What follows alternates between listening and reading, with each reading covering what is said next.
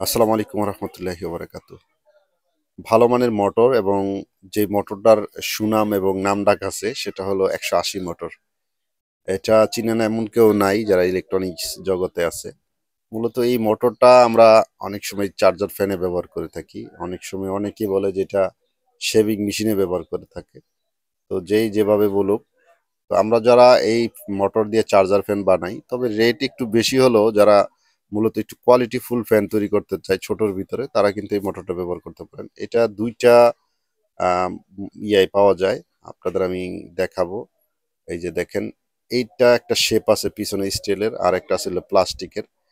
তো আমাদের এই মোটরটা কিন্তু দেখা যায় প্রচুর গরম পড়লে এই মোটরটা কিন্তু আর পাওয়া যায় না, একবার ভেনিশ হয়ে যায় বাজার থেকে। আর এই ভেনিশটা হয় যখনই প্রচুর চাহিদা বাড়ে। তো এই মোটরটা গত বছর আমি কিনেছিলাম প্রায় 75 থেকে 80 টাকা দিয়ে, আমার মেবি মনে আছিল। তো এখন শীতকাল, রেট একটু কম আছে।